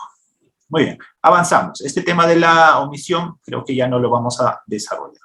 Muy bien, esto de los sujetos creo que ha quedado claro con el ejemplo que estoy mencionando del peculado. Solo, en este caso en concreto, el peculado puede ser sujeto activo el que es funcionario o servidor público, ¿no? En delitos comunes, como por ejemplo en el homicidio, puede cometer cualquier persona. Pero si hablamos, por ejemplo, del delito de parricidio, como por ejemplo hablamos del delito de feminicidio, el sujeto tiene que tener una cualidad especial para ser autor del delito. Muy bien. El sujeto pasivo no siempre es la víctima, ¿correcto? Es el titular o portador del interés del ofendido, pero no siempre es la víctima. El bien jurídico es lo que se protege, en este caso en concreto, lo que el legislador quiere es proteger para mantener en equilibrio la sociedad. Por ejemplo, ¿no? Habíamos mencionado el bien jurídico más importante que tenemos, por ejemplo, es la vida humana, ¿no? En ese orden. Luego vendría el patrimonio y todo lo demás. Hay bienes jurídicos individuales y colectivos. A ver, ¿alguien me puede decir un bien jurídico colectivo? A ver, ¿alguien? ¿Alguien que quiera participar en un bien jurídico colectivo que se proteja en un tipo penal colectivo? A ver, vamos con los participantes. A ver, el doctor Jorge, buenas noches. Doctor Jorge, adelante. Doctor, el medio ambiente es un bien jurídico colectivo. Correcto, muy bien. ¿Otro ejemplo? A ver, otro ejemplo, bien jurídico protegido colectivo que va a afectar a la sociedad, digamos. Aquí yo tengo una duda, si bien bien jurídico protegido, ¿la libertad puede ser colectiva también? Esa sería más bien mi pregunta, más que una afirmación. Ya, la libertad, ya. A ver, yo les pregunto en un delito que hoy en día está de boga, que es pan de cada día. En el delito de violencia familiar, ¿el bien jurídico protegido es individual o colectivo? A ver, porque antes del año 2017, esto más o menos para recordar, antes del año 2017 existía otro tipo de tipificación sobre esta norma, ¿correcto? Entonces la pregunta es, en los delitos de violencia familiar, el tipo penal, en este caso el bien jurídico protegido, ¿es individual o colectivo? ¿Qué dice Miguel? Buenas noches. Y luego veremos si es correcto o no lo que el legislador está protegiendo. ¿Es colectivo? ¿Es correcto Doctor, lo que el legislador... A ver, Miguel. sobre su pregunta anterior, un bien jurídico protegido puede ser la seguridad pública.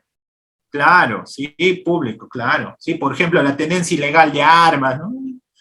Ya, muy bien. Pero en esta pregunta que estoy mencionando, en violencia familiar, ¿el bien jurídico protegido es individual o colectivo? A ver, si por ejemplo mi esposa me da golpes y me ha lesionado, ¿esa lesión le afecta a usted?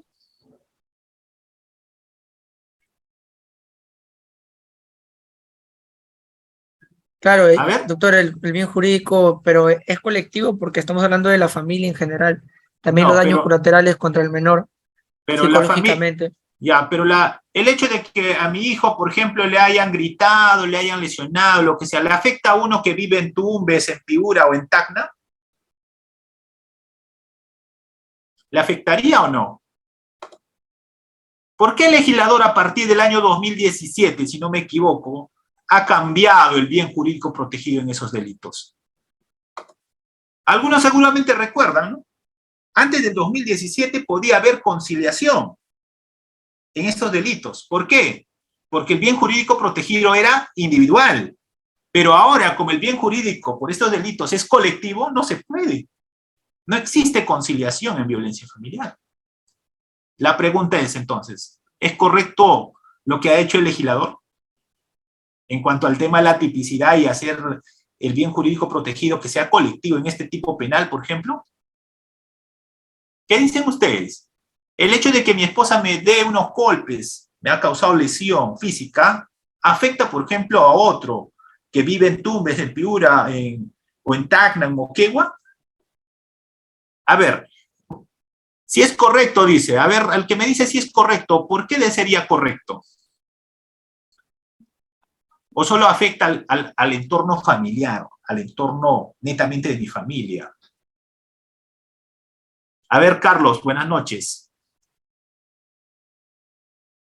Doctor Carlos, está activo su audio. Adelante, por favor. Doctor, ahora sí, es que doctor, ahora después del CEDAW y la Comisión de Violento Pará, estamos hablando de violencia de género, por error que tiene cada uno. Estamos hablando de un dominante y un subordinado. Es por eso que habla sobre un bien jurídico afectado global, por el género. Pues si usted habla solamente de violencia familiar, básicamente, porque tenemos dos ámbitos, el de género y familia, hablaríamos... No, estamos hablando de familia, no de género, de familia. ¿No? Claro, sino que se toma una variante de la interpretación, pero como usted habla de familia, solamente sería la familia, nada más. Claro, pero si estamos hablando, no por su condición de mujer, ¿eh? Sino por Correcto. Lo que te estoy diciendo, mi esposa me ha lesionado, pongamos que me ha golpeado. Ya, ese hecho de que me ha golpeado, ¿afecta a una persona que vive en Tumbes, Piura, Tacna? No, ¿o solamente claro el bien jurídico es solamente intrafamiliar? Claro, yo no estoy hablando de género, Claro, no, yo le digo para lo que usted dice, ¿no? Si le afecta a otra persona, hablaríamos de violencia de género, pues si como usted habla de violencia familiar, solamente hablaríamos del núcleo. El núcleo familiar nada más. Muy bien, entonces, lo que hace el legislador sería correcto o no. ¿Por qué les digo? Porque vean jurisprudencia. Antes del 2017 se podía conciliar en este tipo de violencia. Familiar, estoy diciendo. Familiar. Muy bien. A ver, doctor Manuel, buenas noches. Tal vez tiene alguna experiencia, algún caso que ha llevado, o algo que comentarnos. No, doctor, discúlpeme. Yo considero que el cambio se trata bajo el conducto de que el legislador tiene como fin y objetivo, uno de sus fines y objetivos es la protección de la familia, que es lógicamente el núcleo del Estado, ¿no? Yo pretendo entender que es el fin, que es el por qué hoy en día se pluraliza este delito bajo un conjunto de tema colectivo, ¿no? Pero tenemos diversos tipos de familia. No hay monoparental, nada más. Hay familias descompuestas, hay distintos tipos de familias. Bueno, tendrían que escucharle sobre el tema de familia al doctor Bermúdez, creo que es el experto en ese tema. Pero en nuestro país no tenemos un solo tipo de familia. Lo que sí vemos es que el legislador es, como hemos mencionado en una parte de esta exposición, va regulando de acuerdo a la coyuntura social que existe, desde mi opinión personal. Muy bien. Entonces, sí, en ese tema en concreto, desde mi opinión personal, estamos en el bien jurídico y concretamente estamos hablando de bienes jurídicos colectivos e individuales. Desde mi opinión personal, en un tema de lesión familiar, en este caso lesiones que ocasionen a una integrante de la familia, la afectación sería individual desde mi opinión personal, pero no colectiva. Si hablamos de género, sí, pues hablamos en macro. Muy bien. Gracias por su participación. Continuamos. Estamos hablando de los elementos objetivos del tipo penal. Yo no voy a irme sin finalizar esta clase. Vamos a estar hasta las 11, si es posible 11:30. Yo no tengo ningún inconveniente. Entonces, en este tema de la tipicidad, también tenemos que hacer mención al objeto de la acción. En este caso, en concreto, es la persona o cosa sobre el que va a recaer físicamente la acción típica, ¿no? Por ejemplo, en el hurto, el sujeto pasivo es la persona, ¿no? A quien se le hurta, pero la acción recae físicamente sobre el objeto que se hurta, ¿no? Por ejemplo, un celular, una laptop, entre otros. Muy bien, entonces los elementos descriptivos y normativos son importantes conocer. Cuando hablamos de elementos descriptivos, nos vamos a referir sobre todo a conceptos tomados del lenguaje común, como puede ser, por ejemplo, la cosa, el mueble, la mano armada, muerte, lesión. Cuando hablamos de elementos normativos, en cambio, vamos a hablar de determinada apreciación que va a dar la norma, ¿no? En este caso, por ejemplo, buenas costumbres, insolvencia, autoridad, entre otras, ¿no? Muy bien. Por otro lado, en cuanto al aspecto subjetivo del tipo, aquí sí es importante mencionar, vamos a encontrar el tema del dolo y la culpa, ¿no? Y cuando hablamos de dolo, seguramente muchos ya están recordando las clases de dolo, ¿correcto? El dolo tiene dos elementos. ¿Cuáles son los dos elementos del dolo? A ver, ¿alguien me puede, por favor, indicar? Dolo tiene dos elementos. Para que una conducta sea sancionada dolosamente tiene que haber dos elementos. ¿Cuáles son? A ver, doctor Miguel. El conocimiento y la voluntad. Ajá, muy bien. Conocimiento y voluntad, si no, no hay dolo. A diferencia de la culpa, ¿correcto? Una acción dolosa, conocimiento y voluntad de realizar la acción, ¿correcto? En la culpa va a haber una infracción, sobre todo de un deber de cuidado. El dolo tiene una regulación, desde mi opinión personal, en nuestra norma, y ya habíamos dado mención, sobre todo el artículo 12 del Código Penal, ¿no? El artículo 12 menciona, sobre todo aquí, cuando vamos a referirnos a una conducta dolosa. Muy bien, dolo entonces es conocimiento y voluntad de realizar un delito o una conducta punible, es decir, de realizar una acción. El dolo está regulado en el Código Penal en el artículo 12, que menciona, ¿no? Para los que no estuvieron al inicio de esta lectura, las penas establecidas por la ley se aplican siempre al agente de infracción dolosa. El agente de infracción culposa es punible en los casos expresamente establecidos por la ley, ¿correcto? Entonces, regulación del dolo tenemos también en nuestra legislación peruana. Por ejemplo, ¿qué pasaría en este caso? Yo les pongo como ejemplo. Si, por ejemplo, yo voy a una reunión con un paraguas de color verde y lo dejo en un determinado lugar, y este paraguas, luego, para salir, agarro otra paraguas que no es del color verde, sino agarro una paraguas de color negra, y salgo con esta paraguas. La pregunta es, ¿yo podría cometer el delito de hurto? A ver, ¿qué dicen ustedes? Si yo me voy a una reunión y llevo mi paraguas de color verde, y todos los que han ido a ese lugar dejan su paraguas en un lugar, y luego al salir yo digo, bueno, ya me voy a retirar y me llevo un paraguas de color negro. La pregunta es, ¿cometo el delito de hurto? A ver, ¿quién es la persona TT? ¿Puede prender su cámara? A ver. A ver, Jorge. A ver, Jorge, ¿cometeríamos delito de hurto en este caso? No, doctor, porque el hurto es doloso, y para que haya dolo se ha manifestado que tiene que haber conocimiento y la voluntad, y en una equivocación no hay ninguno de esos dos elementos. Correcto, no habría, correcto. Otra cosa distinta sería que yo, por ejemplo, llevo mi paraguas color verde y veo una paraguas de color negro y sé que es de otra persona, identifico que no es mío y pese a que no es mío, me lo llevo, en este caso sí podríamos estar en el supuesto de hurto, ¿no? Muy bien, a modo general. Muy bien, entonces es importante tener en cuenta, en este caso en concreto del dolo, el conocimiento y la voluntad. Muy bien. En los elementos del dolo, elemento cognoscitivo y el elemento volitivo, ¿correcto? El agente actúa consciente de su acto, conociendo los elementos de su acción, y el elemento volitivo, en este caso, el agente no solo debe haber conocido los elementos del tipo objetivo, sino que además debe haber conocido los elementos del tipo objetivo, sino tiene que tener también la voluntad de realizarlos, ¿no? En este caso en concreto. Muy bien, señalado esto entonces, el otro punto específico viene a ser las clases de dolo, y esta es importante para lo siguiente. ¿Quién tiene que establecerme en un proceso penal qué tipo de dolo existe en una determinada conducta? A ver, ¿quién tiene que adecuar qué tipo de dolo existe en una determinada conducta? En un primer momento, como hemos mencionado, tiene que ser el fiscal, ¿correcto? Pero en un segundo momento, y el que no debe equivocarse, debe ser el juez, desde mi opinión personal. Muy bien, señalado esto entonces, mencionamos lo siguiente. El dolo directo de primer grado consiste en este deseo del agente de realizar el acto. Un ejemplo para entender el dolo directo sería lo siguiente. El agente, por ejemplo, dispara 6 balazos contra otra persona para matarla y la mata. Ese es el clásico. Yo quiero matar a mi vecino, le disparo y le mato. ¿Correcto? El otro dolo viene a ser el dolo de segundo grado. En este caso, en el dolo de segundo grado, de cierto modo tiene que haber algo. En este caso en concreto, el agente quiere dar muerte, por ejemplo, a su tío, que es un adinerado, que tiene plata. Y su tío va a volar, es decir, va a viajar de un lugar a otro. Pero este sobrino, por ejemplo, pone una bomba dentro de su maleta y luego lo explota en el avión.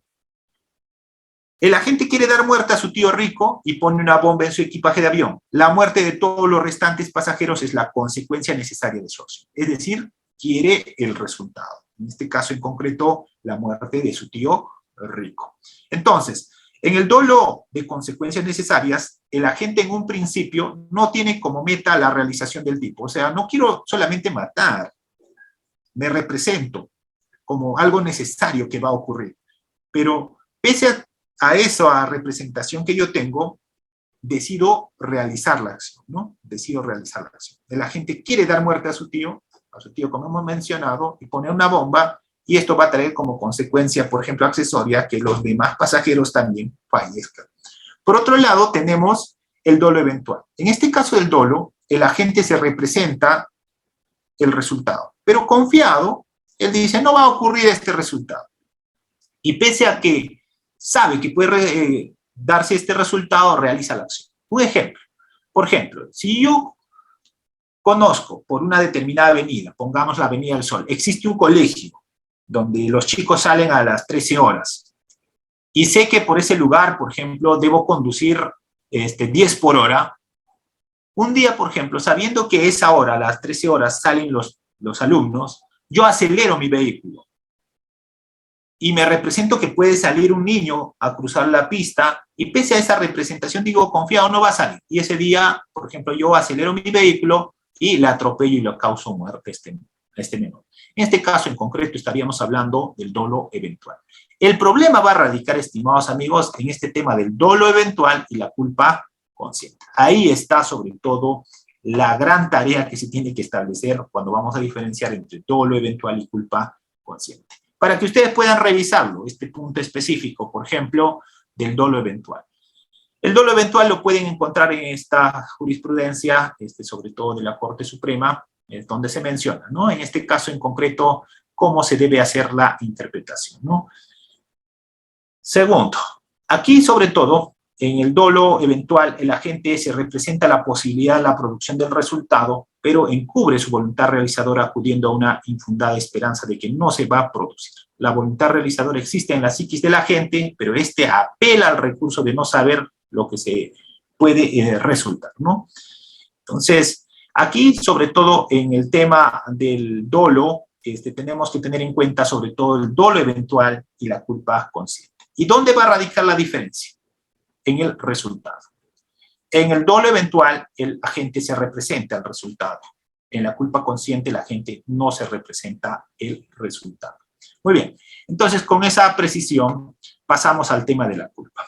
Para hablar del tema de la culpa, siempre vamos a tener en cuenta este punto específico. ¿Cuál es? Que en la conducta culposa, sobre todo, se va a darse por violación de deberes de cuidado. Es decir, aquí no existe la voluntad, el conocimiento y la voluntad de realizar la acción, sino aquí se va a materializar la conducta por una conducta descuidada de la gente. Por eso, cuando vamos a hablar de conducta culposa, siempre vamos a hablar de impericia e imprudencia, ¿correcto? Y aquí también, en el tema de delitos culposos, no va a haber tentativa. El tema de la tentativa es exclusivo para los delitos dolosos, ¿correcto? Entonces, en el tema culposo vamos a encontrar la culpa consciente y la culpa inconsciente. La culpa consciente consiste, en este caso en concreto, el agente cuando, si bien no quiere causar el resultado, esta se va a producir porque va a actuar de forma confiada. Va a decir, no va a ocurrir este resultado. Este ejemplo, por ejemplo, lo podemos llevar a lo siguiente, en este caso en concreto. Un cirujano, por ejemplo, no observa que los instrumentos empleados para la operación han sido, por ejemplo, esterilizados. Y pese a ello, este señor realiza la operación, confiado en que no va a producir, por ejemplo, una consecuencia gravosa, el hecho de no haberlo esterilizado. Dirá, pues, bueno, esta operación no va a producir resultados dañosos, pese a que no ha sido esterilizado. Pero producto de esto, por ejemplo, puede producirse un cáncer, por ejemplo, y más adelante fallezca esta persona.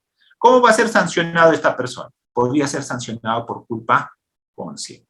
Un ejemplo, ¿cuántos de ustedes, por ejemplo, cuando concurren, por ejemplo, a un odontólogo, cuando concurren donde un odontólogo le preguntan que este aparato que utilizan, por ejemplo, ese instrumento que utilizan para hacer la curación del diente ha sido esterilizado? ¿Correcto? ¿Qué pasaría si esta persona, previa a mi atención, por ejemplo, tenía una enfermedad de VIH o algo, y que en esta curación le hicieron, por ejemplo, le sacaron sangre, y este aparato no fue esterilizado? Y yo, por ejemplo, soy el siguiente paciente y también con el mismo aparato me hicieron la curación y me contaminaron, o me contagié, por ejemplo, con una enfermedad de transmisión. ¿Podría ser sancionado o no este odontólogo bajo este tema de la culpa consciente? Entonces, por ejemplo, ¿cuál sería el mensaje haciendo mención a esto? Y cuando estemos, por ejemplo, ante un odontólogo, habrá que preguntarle si sus instrumentos han sido esterilizados, ¿correcto? Creo que tienen que tener cierto nivel, tienen que ponerlo al calor, ¿correcto? A cierto grado de temperatura. Muy bien, entonces, tener en cuenta eso. Ahora, la culpa inconsciente es de otro modo. En este caso en concreto, en el caso de los instrumentos no esterilizados, en este caso el cirujano ni siquiera observa si ha sido esterilizado o no. Simplemente agarra, corta, digamos, hace la operación y dice, bueno, esta intervención se realizó de este modo, sin conocer el peligro que podría traer ese acto. Si entonces, en la culpa inconsciente simplemente actúa mecánicamente.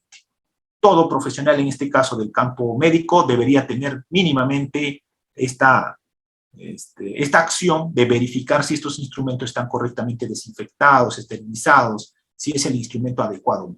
Pero si este señor no realiza esta acción y realiza directamente la acción de operar, por ejemplo, sin observar que ha sido esterilizado, podría ser imputado bajo este supuesto de la culpa inconsciente. Por eso mencionaba, el hilo es tan delgado entre el dolo eventual y la culpa consciente, ¿correcto? El hilo es delgado. Entonces, en los delitos culposos, sobre todo se sanciona aquellas conductas que infringen un deber objetivo de cuidado. Esto quiere decir que la norma, sobre todo una norma de carácter extrapenal, va a exigir a la gente que debe realizar determinada acción. ¿Correcto? Impericia, cuando la lesión al deber objetivo de cuidado ocurre por una evidente falta de preparación. Por ejemplo, no es un neurólogo el que va a operar el cerebro, es un médico general, no tiene impericia, no tiene, de cierto modo, esta preparación especializada, por ejemplo, para realizar una operación al cerebro. Y producto de eso fallece una persona. Negligencia, cuando no se toman las previsiones mínimas necesarias ante una determinada situación que pudiera resultar peligrosa. En este caso en concreto, podríamos decir, por ejemplo, un médico ha hecho la operación y ha dejado la gasa, por ejemplo, no ha revisado bien luego de la operación, por ejemplo, que le hace de cesárea a una madre y le deja restos de gasa en el estómago. Y producto de eso se produce una inflamación, se produce un cáncer y luego esta persona fallece. Si esta acción fuera de este modo, podríamos imputarle como negligencia, ¿correcto?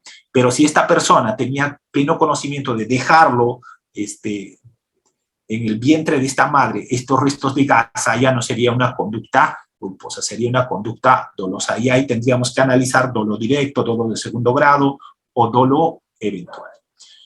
Y finalmente, aquí tenemos también otro tema, que viene a ser la imprudencia, ¿no? Cuando de manera confiada la gente no actúa con la atención debida para evitar dicho peligro, ¿no? En este caso en concreto, por ejemplo, el médico tiene que previamente tener en cuenta que estos instrumentos, por ejemplo, estén esterilizados, sean los correctos.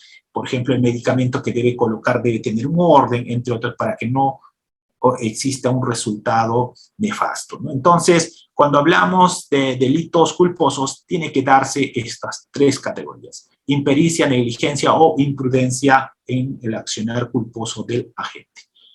Entonces, hablamos de una infracción del deber objetivo de cuidado.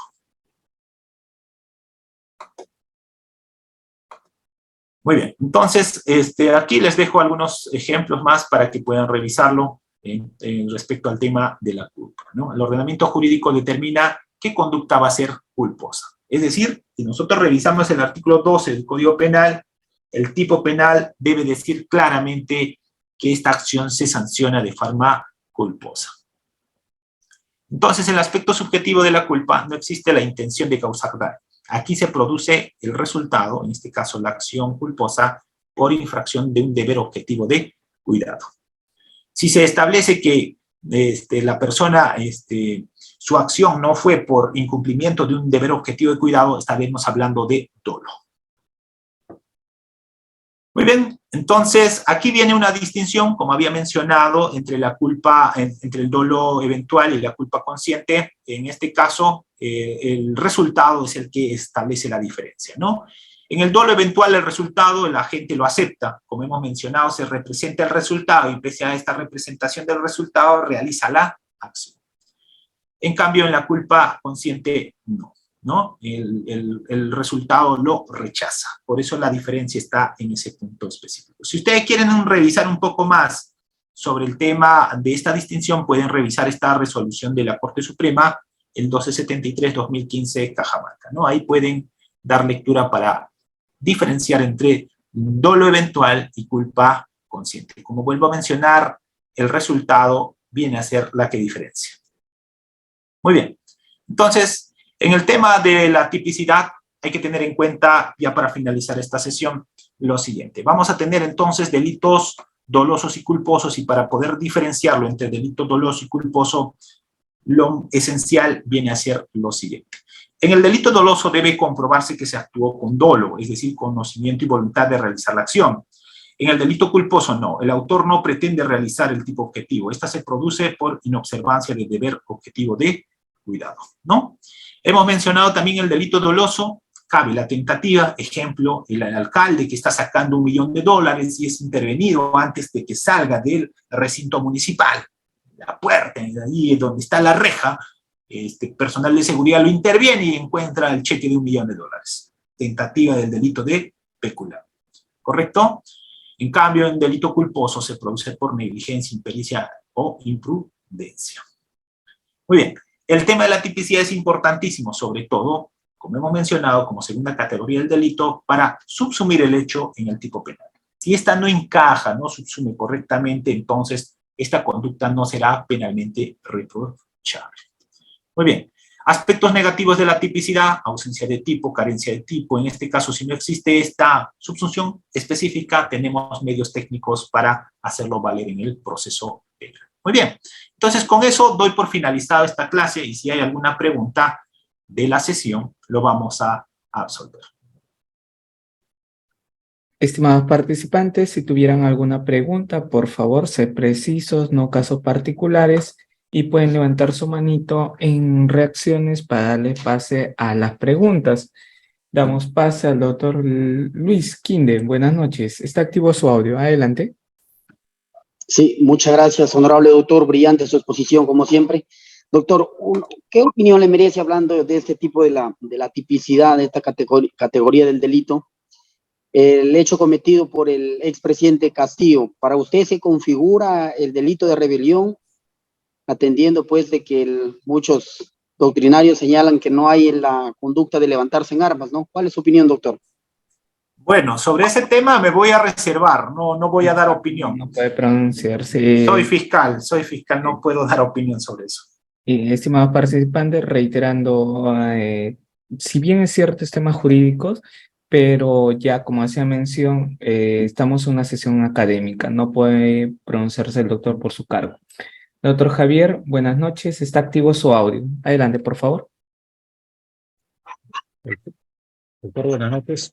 Buenas noches, doctor. Adelante. Quisiera consultarle con respecto a la tipicidad, que muy bien lo he explicado. Si uno es acusado por tenencia ilegal de armamento, perdón, de munición. 279G. Ya, pero en la acusación, ya en la etapa de juicio, el fiscal lo acusa por el delito del 279A. ¿Estaría correcto esto? No. Porque el 79A es pues... otra cosa. Es otra cosa, municiones, explosivos químicos, ¿no? Ese es el contexto. En este caso, ¿qué sucede? ¿Hay caso? ¿O se puede rectificar el fiscal? Ya, muy bien, doctor. Lo primero que tendría que decirte de manera muy general es que primero revises la formalización de investigación preparatoria. El hecho fáctico de la formalización de investigación preparatoria no debe variar en la acusación. Si me estás hablando del 279A, el fáctico de la formalización debería estar en ese tipo penal, ¿correcto? Es decir, el hecho fáctico, no la calificación, el hecho fáctico. Es decir, el señor ha almacenado, ha vendido, ha comercializado, digamos, o ha transportado municiones, armas, entre otros. En cambio, en el 279G es otra cosa, ¿correcto? Por ejemplo, aquí el señor, sin estar debidamente autorizado, fabrica, almacena, comercializa, entre otros, o porta, ¿correcto? Entonces, lo que yo tendría que sugerirte en este punto, sin ver el caso específico, es, lo que tienes que ver es, el hecho fáctico de la formalización con el hecho fáctico de la acusación deben tener el mismo fáctico, es decir, no puede variar. Si el fiscal ha variado el hecho fáctico de la formalización en la acusación, afecta el derecho de defensa. Por tanto, ahí lo que tendrías que solicitar es un medio técnico de defensa para sobreseimiento. Siguiente. Excelente, doctor. Damos pase al doctor Jafet Saavedra. Buenas noches. Está activo su audio. Adelante, por favor. A ver, vamos. Doctor, buenas noches. Un gusto escucharlo nuevamente. Doctor, al inicio usted indicaba que quien realiza la tipificación del delito es el fiscal, ¿no? Un responsable del caso, el fiscal provincial. 100% de acuerdo. Es más, el Código Procesal Penal así lo establece. Mi pregunta va en el siguiente sentido. ¿Dónde quedaría o qué opinión tiene usted respecto a la primera calificación que hace el policía al momento de intervenir?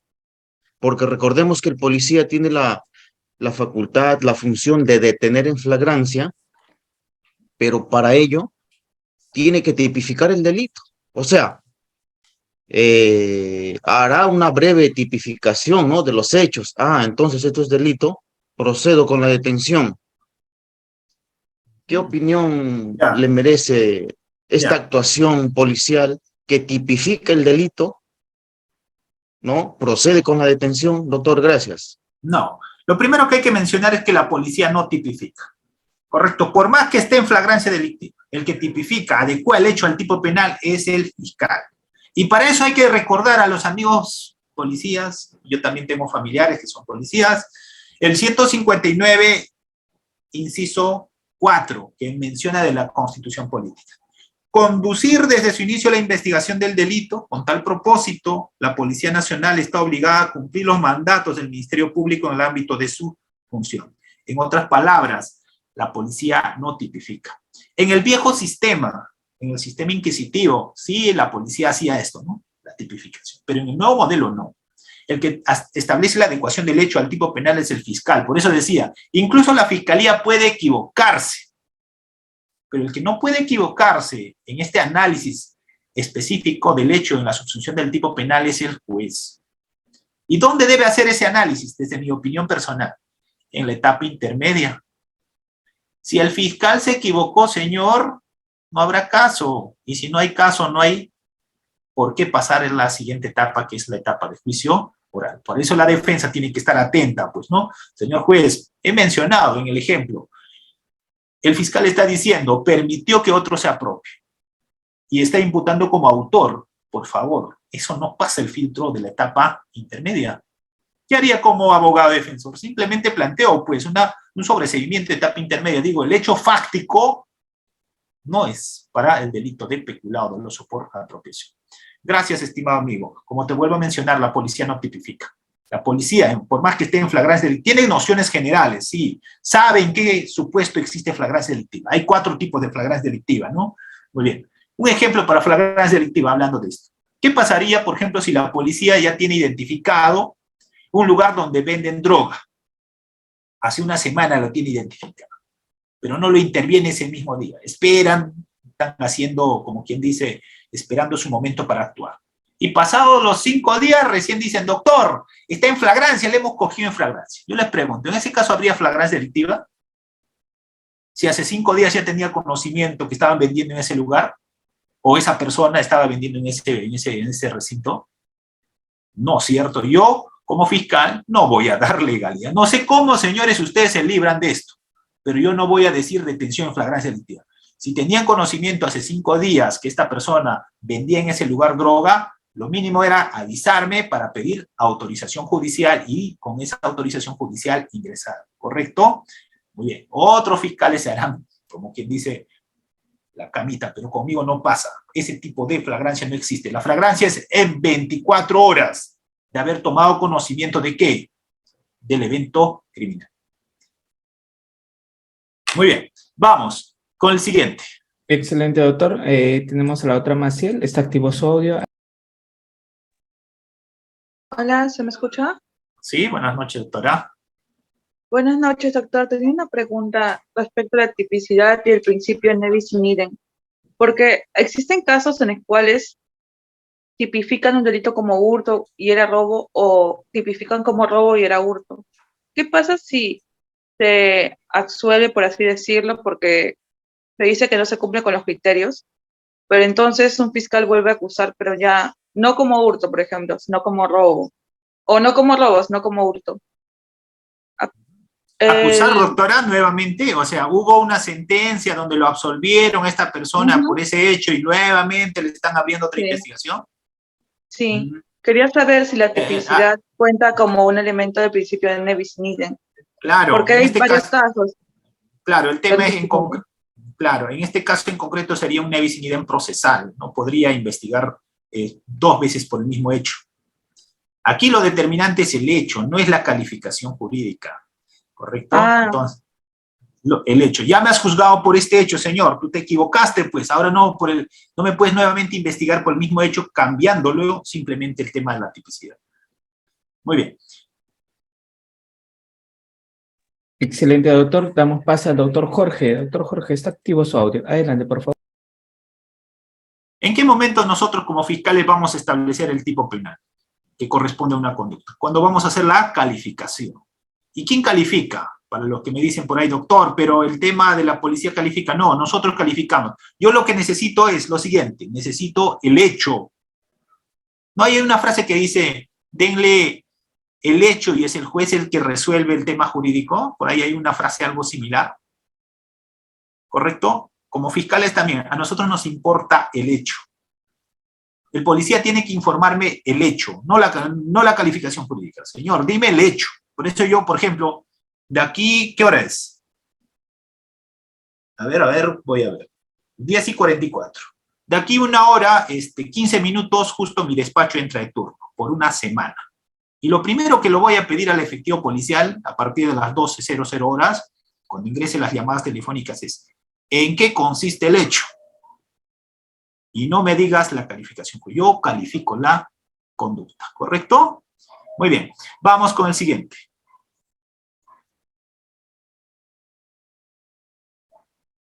Adelante, ¿con quién vamos? Doctor Jorge, ¿está activo su audio? Doctor Gornao, doctor, sobre la tipificación del delito de feminicidio, doctor, hace rato hemos revisado el artículo constitucional que habla del principio de legalidad y de taxatividad en la ley penal. Entonces, revisando el 108b, no dice en ningún momento el sexo del comitente, de la gente. A razón de que, yo sé que ya hay un acuerdo plenario, pero un acuerdo plenario también califica como norma penal para poder condenar a un agente que está acusado. No, por eso yo mencionaba al inicio, dije, hay 2 tipos de legisladores, ¿te recuerdas? Un legislador positivo, que es el Congreso, que establece una tipificación, esa que vemos en el Código Penal, y un legislador negativo, ¿quién era? El juez, ¿cierto? Entonces, en este tipo penal de feminicidio, solo puede cometer el delito un varón. Es un tipo penal, si nosotros quisiéramos un poco más mencionar esto, que sanciona solamente la conducta de un varón gravosamente. Y ese tipo de tipificación es hacer una distinción de género, desde mi opinión personal. Entonces, si nosotros estamos diciendo que solamente vamos a sancionar al varón que mata a una mujer con penas mayores a 20 años, ¿por qué no? ¿Y qué pasaría si una mujer mata a un varón? Si una mujer mata a un varón, va a tener una pena de 6 años, 7 años, 8 años. ¿Y por qué no podría tener una pena de 20 a más? Por eso, yo no quiero entrar mucho en este tema, pero desde mi opinión personal, si hablamos de este principio de igualdad de género, deberíamos tener también otra tipificación, tal vez si son bienes jurídicos tan importantes que proteger, por ejemplo, a los niños o a los ancianos. Entonces, tipifiquemos pues a ancianicidio, feminicidio, no sé. El legislador peruano, desde mi opinión personal, no tiene esta técnica legislativa que debe tener. ¿Por qué? Porque no tiene esta preparación, cuando su labor más importante es establecer tipos penales. Entonces, con esa quiero darte la respuesta de que el legislador negativo es el que establece ese punto. No el legislador positivo, el legislador negativo, que viene a ser los jueces. Muy bien. Vamos con alguien más. A ver, con la última. Vamos Tenemos ninguna en sí, doctor, porque el doctor Jan no activó su cámara. Entonces, doctor Henry Coronado, damos por finalizado la presente sesión de clase. Muchísimas gracias.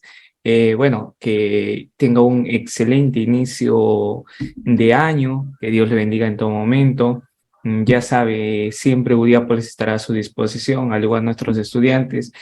Normalmente un domingo salimos recién, o quizá algunos recién van a salir, pero han aprovechado su tiempo.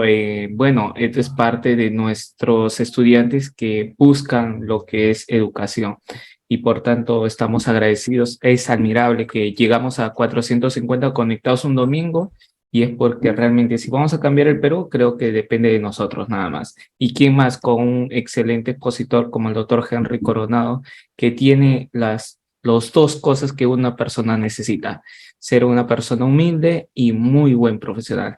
Doctor Henry Coronado, esa es de nuestra parte, que Dios le bendiga. Hasta luego. Gracias, Reader, muchas gracias. De acá 1 hora, 10 minutos centro de turno, así que los que estén aquí por la Selva Central, nos vemos, ya sea en audiencias, prisiones o en cualquier tipo de audiencia judicial. Entra el despacho de turno, hasta pronta clase.